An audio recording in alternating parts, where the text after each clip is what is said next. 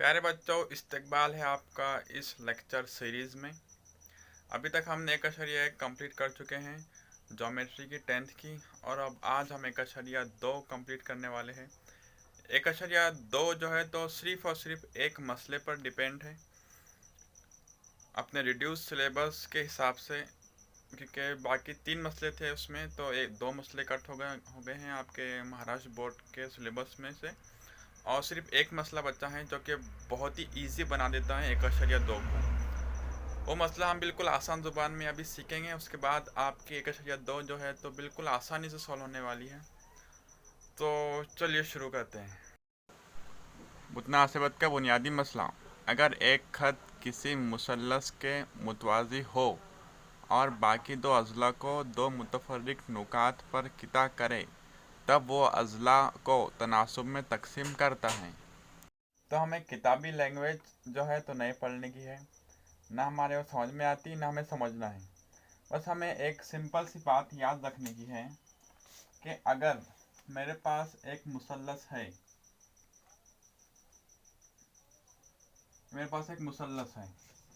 इसमें एक ज़िला ये है, दूसरा ये है, तीसरा ये वाला ज़िला है।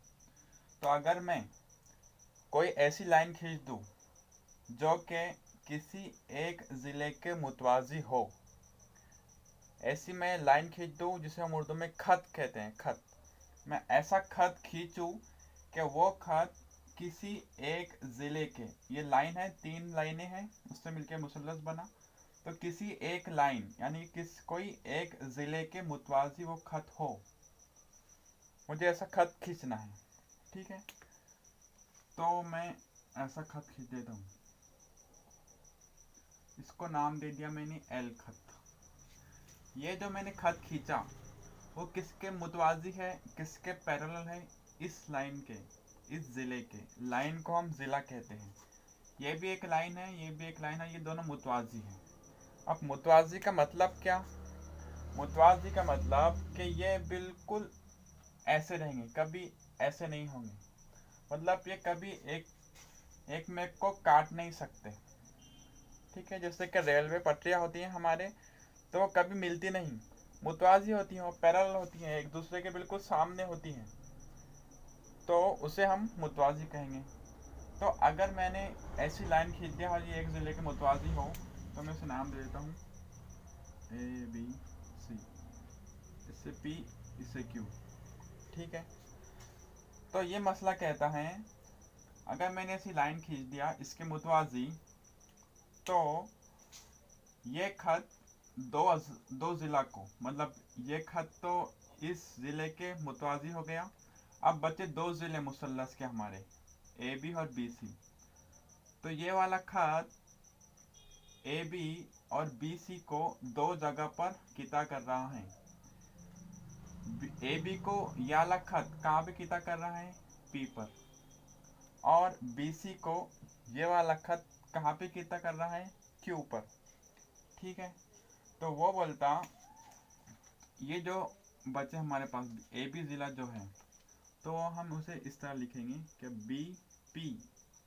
BP बटे AP, ये बराबर हो जाएगा BQ बटे QC के। बस इतना ही मसला को मुतनासिबत का बुनियादी मसला कहते हैं। मैं एक बार फिर रिवाइज कर देता हूँ कि हमारे पास एक मुसल्लस है, किसी एक ज़िले के मुतवाज़ी हमने अगर खत खींचा हुआ है, एक शक्ल में खत खींचा हुआ है किसी एक ज़िले के मुतवाज़ी, तो तब वो खत इन अज़ला को तनासुब में तकसीम करेगा। ज़िले की जमा है अज़ला। ठीक है, तो 2 अज़ला है AB और BC, तो खत L जो है तो AB और BC को तनासुब में तकसीम करेगा। तनासुब में तकसीम करने से मुराद क्या है? BP बटे AP अगर मैं करूँ तो वो बराबर आएगा BQ बटे QC के। एक अशरिया 2 मार्क्स में जो सवालात है तो उसमें हमें इस तरह की कुछ शक्ल दिखेंगी, और वो बोलेगा इनमें से कोई एक चीज़ मालूम करने को बोलेगा, चारों में से एक चीज़ दी हुई रहेंगी, एक चीज़ मालूम करने को बोलेगा, और हम वहाँ से निकाल देंगे। हमें ऐसी शक्ल दी हुई है तो इसमें कन्फ्यूज होने की ज़रूरत नहीं है, क्योंकि PQ जो लाइन है, PQ तो वो BC के पैरेलल है, BC के मुतवाजी है, ठीक है। और बचे दो ज़िले, कौन से ज़िले? AB और BC। मुसल्लस ABC है, ठीक है। PQ जो ज़िला है तो वो इसके पैरेलल है BC के। अब एक बचा ज़िला AB और एक बचा AC, तो ये PQ उसको AB को PQ P पर किता कर रहा और BC को ये लाइन Q पर किता कर रही। तो इसमें कैसा लगाएंगे मुतनासिबत का बुनियादी मसला? AP बटे BP, AP बटे BP ये बराबर हो जाएगा AQ बटे QC, ठीक है। अगर हम यहाँ से शुरुआत कर रहे AP BP, यहाँ से शुरुआत कर रहे हम, ठीक है, तो नीचे में यहाँ से शुरुआत करना पड़ेगा AQ बटे QC। आप QC बटे AQ QA कर लेंगे तो गलत हो जाएंगे, AQ बटे QC करना पड़ेगा, AQ बटे QC। तो इस तरह से इस शक्ल में भी मुतालबत का बुनियादी मसला हम लगा सकते हैं। तो मैंने यहाँ दूसरा सवाल लिख दिया है। इसमें वो कहता है कि PQR एक मुसल्लस है और MN इस तरह से दिया हुआ है। PR 20 है, PR 20, PQ 25 है, PM 15 है और NR जो है कि 8 है, ठीक। यहाँ पे वो पूछता है कि MN जो है ये वाला वो RQ के पैरेलल है या नहीं है, ठीक है, ये हमें पूछता है वो। तो हम कैसे फाइंड आउट करेंगे कि ये RQ के इक्वल है या नहीं है? मुतनासिबत का बुनियादी मसला कब साबित होता है? जब कोई लाइन किसी ज़िले के मुसल्लस के, कोई ज़िले के कोई खत अगर पैरेलल हो, मुतवाज़ी हो, तब जो है अपना मुतनासिबत का बुनियादी मसला साबित होता है। अगर इसने पूछा है MN और RQ पैरेलल है या नहीं, तो अगर NP अपॉन NR बराबर आ जाए PM अपॉन MQ के, अगर ये दोनों बराबर आ जाए तो N और NM जो है तो RQ के मुतवाज़ी होगा। किसने कहा आपने को ऐसा? मुतनासिबत के बुनियादी मसले में, ठीक है। ये दोनों MN और RQ दोनों मुतवाज़ी जब ही होंगे जब ये बटे ये बराबर आ जाएगा ये बटे ये के। PN बटे NR बराबर आ जाए अगर PM अपॉन MQ के, तो मैं कहूँगा क्या NM पैरेलल है RQ के। अगर ये इक्वल नहीं आते, ये समझ लो 10,000 और ये 20,000 इक्वल नहीं आ रहे, तो ये पैरेलल नहीं रहेंगे। ये हमें सवाल में पूछा है। अब मैं इसमें वैल्यू पुट करूँगा जो मेरे पास दिया हुआ है। तो मुझे चाहिए PN, ये PN, लेकिन उसने PN दिया क्या? PR दिया ये वाला और NR दिया इतना। PR 20 है और NR जो है तो 8 है ना। मतलब अगर के ये 20 है, इतना ये 20 है और इतना हिस्सा जो 8 है, इतना हिस्सा अगर 8 है तो ये कितना होगा? 20 माइनस 8 करेंगे तो ये इतना हिस्सा आ जाएगा, यानी कि 20 वज़ा 8 यानी कि 12। ये मेरे पास आ गया 12 बटे NR दिया हुआ है 8 बराबर PM है 15, MQ ठीक है, PQ दिया हुआ है, यहाँ पे PQ 25 दिया हुआ है और PM 15 दिया हुआ है। मतलब इतना अगर 25 है और इतना अगर 15 है तो बचा कितना? बचा 10, ठीक है ना। अगर यहाँ से यहाँ तक अगर ये 25 है और इतना अगर मेरा 15,000 है इतना, तो बचा कितना? 10 बचा। कॉमन सेंस की बात है, ये आ जाएगा 10। तो इसे सॉल्व कर लेते हैं। ये 10 15 के तकसीम में है, बराबर के इधर आएगा, इस साइड आएगा अगर बराबर के तो वो ज़रब में जाएगा 12 के, है ना 10। तो 12 ज़रब 10, ये मैथमेटिक्स का सिंपल रूल है 5वीं 6वीं क्लास का। और ये 8 इधर तकसीम में है 12 के, इक्वल टू के उधर जाएगा तो 15 के ज़रब में आ जाएगा, 15 ज़रब 8 हो जाएगा। 12 दाहे 120 होते हैं और 15 अट्ठी भी 120 होते हैं। तो ये दोनों इक्वल आ गए, है ना। और ये दोनों इक्वल आ गए, मतलब ये दोनों इक्वल हैं। ये दोनों इक्वल कब रहते? मुतनासिबत का बुनियादी मसला हमें क्या कहता कि भाई ये जब mn और rq एक दूसरे के मुतवाजी होंगे तभी ये दोनों इक्वल आ सकते हैं। अगर ये मुतवाजी नहीं है तो ये इक्वल नहीं आ सकते। अगर अब हमारा जवाब आ गया तो इक्वल आ गया, इसका मतलब mn और rq आपस में मुतवाजी है। इसने यहाँ पे अपने जवाब की वजह भी लिखने को कहा है, तो हम सीधा ये लिख सकते हैं कि यहाँ पे मुतनासिबत का बुनियादी मसला जो कि साबित होता है, तो इसलिए ये mn और rq मुतवाजी है। तीसरे सवाल पर चलने से पहले मैं आपको एक कंसेप्ट बता दूं जो कि हमारे तीसरे सवाल में यूज़ होने वाला है। तो वो ये है कि हमारे पास अगर कोई भी लाइन रही, हमारे पास कोई भी एक खत है, ठीक है, और उस खत पर इस तरह की कुछ आड़ी लाइनें हैं, कितने भी हो सकते, 2 3 4। तो अगर ये लाइन इस लाइन से, ये वाली लाइन इस लाइन से जो ज़ाविया बना रही, और ये वाली लाइन से ये लाइन जो ज़ाविया बना रही, अगर ये ज़ाविया सेम हो, यकसा हो, ये और ये ज़ाविया अगर सेम आ जाए, तो ये हम कह सकते हैं कि ये लाइन मुतवाज़ी है इस लाइन के। समझ में आया? अगर हमारे पास कोई लाइन दी हुई है इस तरह से और उससे एक जुड़ी हुई दूसरी लाइन है, 3 4 कितने भी लाइन हैं, तो हम ये जो ज़ावे है ये मेजर करेंगे। डी आती ना, हमारे डी से मेजर करेंगे।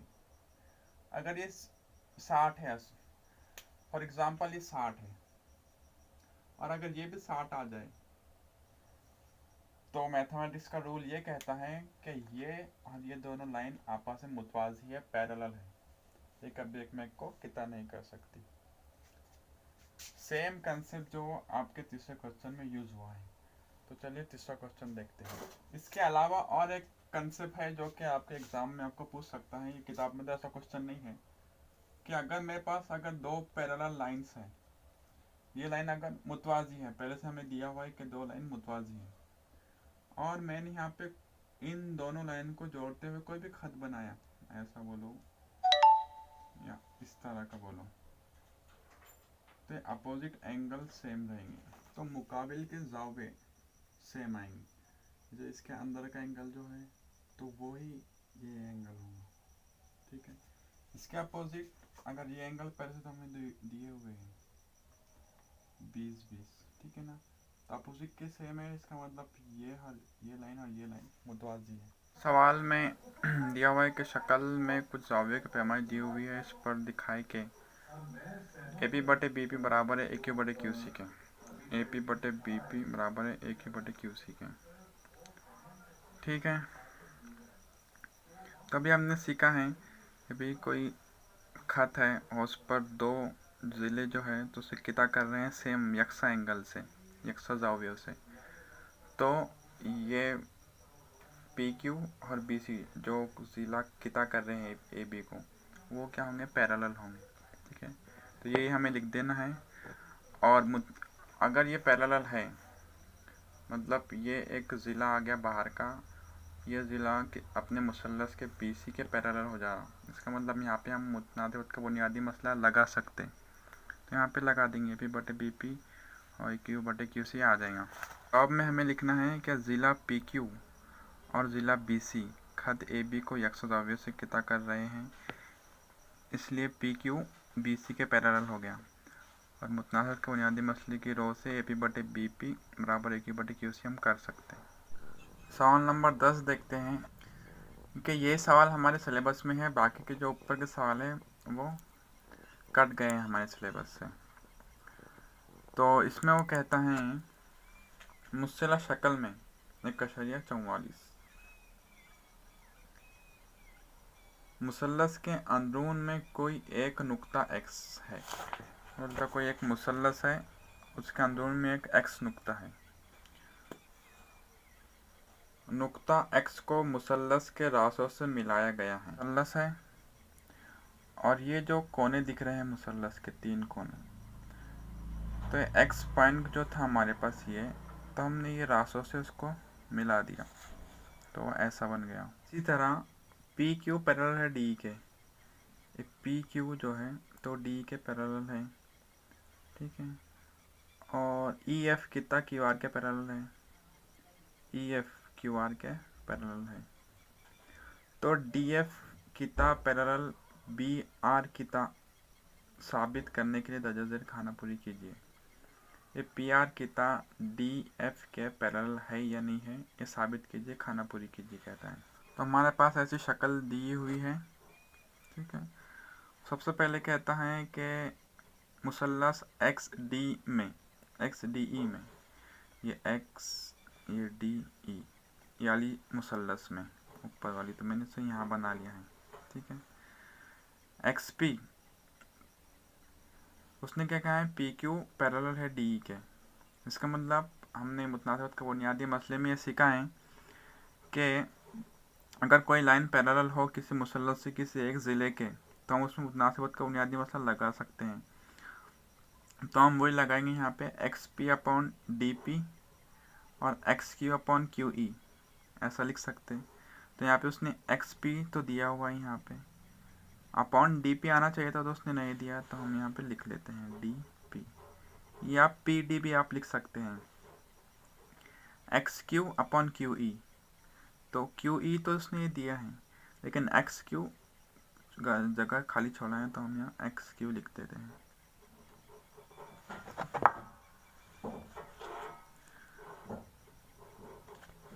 अब वो कहता है मुसल्लस एक्स ई एफ में, कहाँ ये एक्स ई एफ में, ठीक है। एक्स ई एफ कैसी दिख रही है अपने मुसल्लस, इस तरह से। और कह रहा है वो कि पी क्यू आर पैरेलल है ई एफ के, क्यू आर ई एफ के पैरेलल है, तो ये खाना पूरी कीजिए। तो इसमें भी पैरेलल है, तो हम मुताबिक बुनियादी मसला लगा सकते हैं। X Q upon Q E X are upon are F, तो एक्स क्यू अपॉन क्यू लिख देते हैं यहाँ पर, X Q upon Q E X are upon R F, x are upon are F. तो ये बयान 1 हो गया और ये बयान 2 हो गया। तो बयानात 1 और 2 से हमें क्या सीखने मिला। बयानात 1 और 2 को अगर हम गौर से देखें तो हमें देखने मिलेगा क्या X Q upon Q E हमारा क्या आया, x are upon are F, और यहाँ पे X Q upon Q E क्या आया था, X P upon D P. मतलब कि मैं इसके जगह पर X Q upon Q E, यहाँ पर भी क्या है X Q upon Q E, तो मैं इसके जगह पर ये किसके बराबर है, ये इसके बराबर, मतलब ये दोनों एक जैसे हैं, जुड़वा भाई है। तो अगर मैं इसको हटा के ये लिख दूँ तो सेम आएगा, ये जुड़वा भाई है और ये इसके बराबर है, तो मैं इसको इसकी जगह लिख सकता, तो मैंने इसको इसकी जगह मैं लिख दूँगा, ठीक है। तो लिखा मैं एक्स पी बटे डी पी बराबर है X are upon are F के, ठीक है। ये X are upon are F जैसा कैसा लिखा मैंने, इसकी जगह क्या लिख दिया, ये, ठीक है। तो अब मैं इसे शक्ल में अगर मैं देखूँ इसे x P upon D p, तो x P upon D p और क्या आया, x are upon R F, x are upon are f, ठीक है। तो ऐसा हमें कहाँ देखने मिलता है, जब पी आर जो है तो डी एफ के पैरेलल है। यहाँ पे मुतनासिबत का बुनियादी मसला लग गया, असल में हमने करे कुछ और हो गया कुछ, मुतनासिबत का बुनियादी मसला लग गया, ठीक है। X P upon D P बराबर आ गया हमारा X are upon are F के। तो इसका मतलब क्या हुआ कि पी आर डी एफ के पैरेलल है। किसने कहा ऐसा, मुतनासिबत के बुनियादी मसले ने कहा कि भाई इनका अगर निस्बत सेम आ जा रही तो पी आर और डी एफ जो होंगी तो वो पैरेलल होंगे। तो इसलिए हमने आखिर में लिख दिया है कि भाई डी एफ पैरेलल है आर एफ के। यहाँ पे हम मुतनासिबत का बुनियादी मसला ऐसा, मुतनासिबत के बुनियादी मसले की रोज़ से ऐसा हम लिख सकते हैं, ठीक है।